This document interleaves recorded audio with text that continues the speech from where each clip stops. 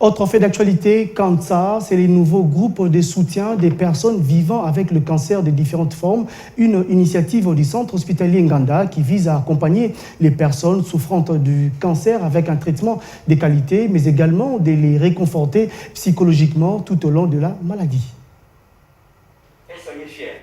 La rémission du cancer ne se résume pas qu'aux séances de radiothérapie ou de chimiothérapie.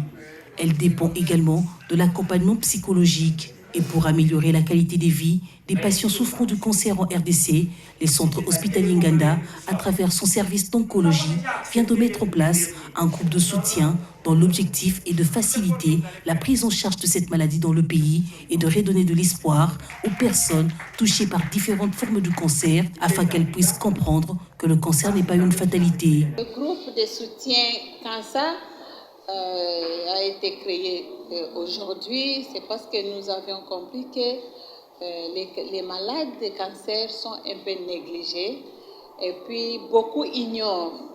Beaucoup pensent que lorsque on vous donne les diagnostics des cancers, donc c'est la fin de vie, c'est la fin de toutes choses. Dans le groupe cancer, nous voulons redonner cet espoir.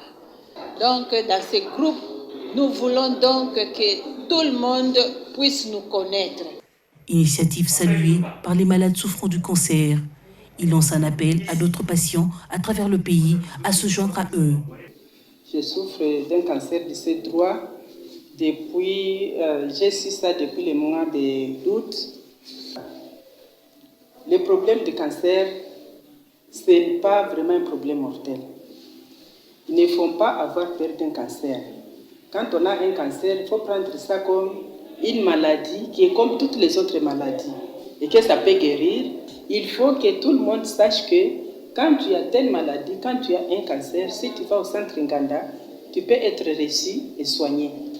Occasion pour la présidente du CANSA de solliciter l'accompagnement du gouvernement et des autres partenaires pour des actions efficaces qui devront contribuer à lutter sensiblement contre le cancer. Prendre en charge, de la prise en charge ici au centre Nganda et après on va commencer à faire des dépistages. Puisqu'il y a des gens qui se meurent à la maison, il y a des gens qui sont malades, qui s'ignorent. Et pour cela, on a besoin de beaucoup de moyens. Pour que le projet puisse aboutir, il faut un financement. C'est pourquoi nous demandons à l'autorité compétente, nous demandons à l'État de voler à notre secours. Nous avons besoin de l'aide. Au cours de cette cérémonie qui marque le lancement du CANSA, le patron du centre hospitalier Nganda, spécialisé dans la lutte contre le cancer, s'est soumis à une séance pédagogique pour sensibiliser sur l'importance du dépistage. Le docteur Soulou Stanislas appelle à la prudence. Il y a des choses qu'on ne peut pas éviter. Mais encore une fois, même si on n'a pas évité, c'est qu'on ne peut pas éviter. Il y a encore ce qu'on appelle, comme je dis, quand ça commence. Il faut le trouver quand il est jeune, quand il commence. Tout ce que nous appelons des dépistages. Dépistage. On va regarder le col par exemple de la matrice, le sein par exemple, la prostate. Beaucoup de cancers peuvent être dépistés.